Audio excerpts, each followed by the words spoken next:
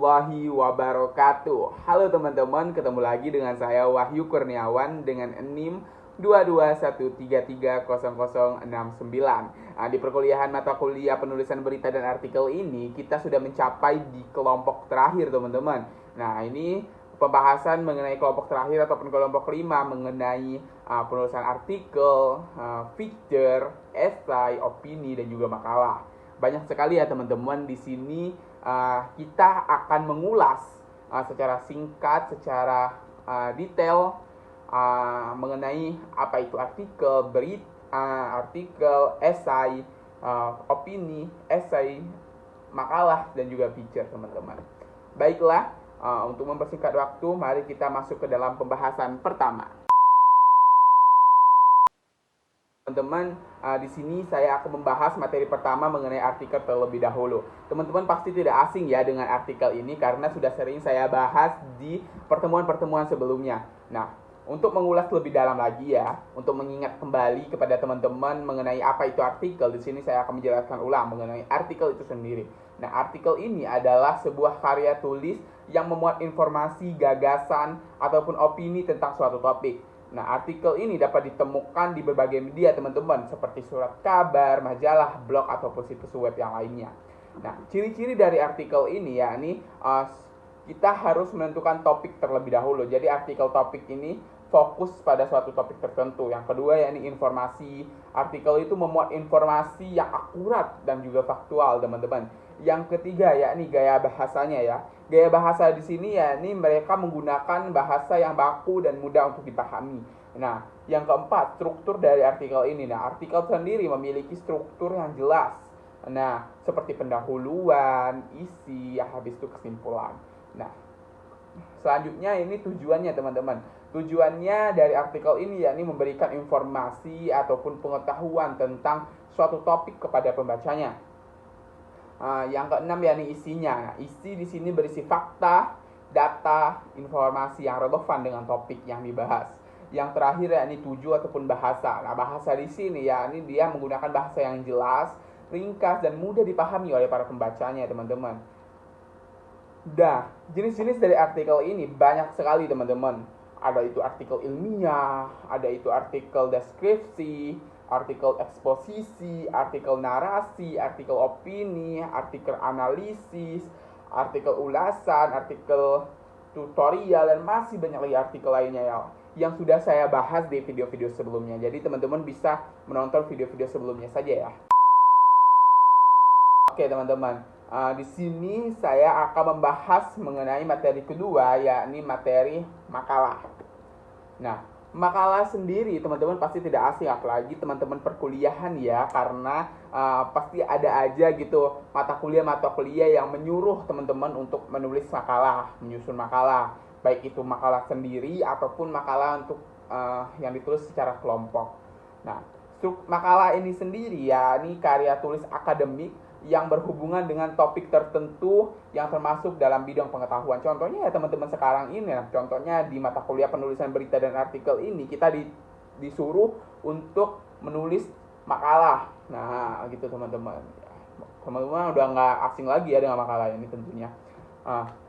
Adapun jenis-jenis dari makalah itu sendiri ya, ini bisa dibilang berdasarkan kajiannya teman-teman. Ya, ini ada makalah deduktif yang dimana didasarkan pada kajian teoritis yang relevan dengan permasalahan yang dibahas. Nah, yang kedua yakni makalah induktif yang dimana ditulis berdasarkan data empiris yang bersifat objektif berdasarkan apa yang diperoleh dari lapangan. Yang ketiga yakni atau terakhir makalah campuran yang dimana disusun ataupun ditulis berdasarkan kajian teoritis dan data empiris. Selanjutnya teman-teman di sini saya akan membahas mengenai opini. Nah, opini ini yakni karya tulis non-fiksi yang berisi pendapat ataupun gagasan ataupun pandangan pikiran dari penulisnya gitu, yang bersifat pribadi ya, yang dimana dia memberikan opini terhadap suatu objek dan dijabarkan dalam bentuk uraian gitu teman-teman. Nah, ciri-ciri dari opini ini yang pertama dia ini subjektif teman-teman. Opini yang kita dengar itu itu biasanya itu mempunyai sifat yang subjektif karena hanya berpihak pada satu pihak saja, teman-teman. Yang kedua, nah, ciri-ciri dari opini ini ya, ini cenderung mengarah ke pendapat pribadi ya, teman-teman. Sudah saya bilang di penjelasannya. Yang ketiga ya, ini hanya menjelaskan hal tertentu saja. Jadi dia kayak berbicara tentang opini yang biasanya itu bersifat informasinya itu di dalamnya hanya menjelaskan hak-hak tertentu saja, teman-teman.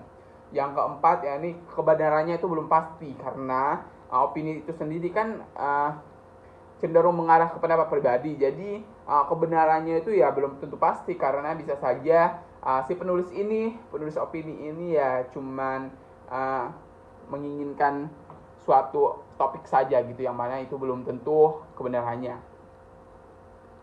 Nah, selanjutnya di sini saya akan membahas mengenai esai. Nah, teman-teman pasti intinya semua yang saya bahas ini teman-teman pasti udah sering banget ngedengerinnya ya. Nah, di sini saya akan membahas mengenai esai, yang dimana esai itu sendiri adalah sebuah tulisan prosa yang memberikan pandangan singkat tentang suatu isu dari perspektif pribadi penulisnya. Nah, jadi secara garis besar, esai ini menyampaikan informasi, gagasan, argumen yang dimana penulisnya itu menulis tentang suatu subjek tertentu gitu, teman-teman. Nah, ciri dari esai ini ya, ini dia pertama berbentuk prosa ya, teman-teman. Nah, jadi esai itu biasanya ditulis dalam bentuk prosa yang artinya itu menggunakan bahasa sehari-hari saja, teman-teman. Jadi apa ya? Esai itu ya menggunakan bahasa sehari-hari gitu yang mudah dipahami ya. Yang kedua ya, ini memiliki gaya pembeda, yang dimana setiap penulis esai itu biasanya memiliki gaya tulisannya yang khas. Nah, yang ketiga selalu tidak utuh, teman-teman. Yang keempat itu biasanya memenuhi keutuhan kriteria penulisan. Nah, yang kelima yaitu ditulis relatif itu singkat gitu, teman-teman. Enggak strukturnya enggak kayak jurnal gitu ya. Tapi singkat gitu pembahasannya, kayak cuma 1 lembar gitu esainya. Nah, yang kelima yang keenam yaitu mempunyai ciri pribadi. Yang ketujuh ya, ini dalam menulis esai kamu bebas untuk mengungkapkan pendapat apapun itu ya, pandangan, sikap, pikiran, dan juga dugaanmu sendiri gitu. Dari esai ini sendiri ada banyak jenisnya, teman-teman. Ada esai deskriptif, ada esai tajuk, esai pribadi, esai reflektif, dan masih banyak lagi, teman-teman. Yang terakhir pembahasan mengenai feature. Nah, feature ini ya bagi anak semester 4 pasti lumayan paham lah ya. Apalagi kalau dia mengambil minat penulisan feature ini. Nah, di sini saya akan membahas lagi mengenai feature, yang dimana feature sendiri ya ini dapat diartikan sebagai tulisan khas di media massa. Jadi kayak feature ini merupakan salah satu bentuk tulisan non-fiksi dengan karakter human interest yang kuat gitu. Jadi feature juga merupakan tulisan yang berdasarkan fakta dan data, peristiwa dan aktual, namun materinya diseleksi yang lebih menekankan segi human interestnya gitu, teman-teman ya.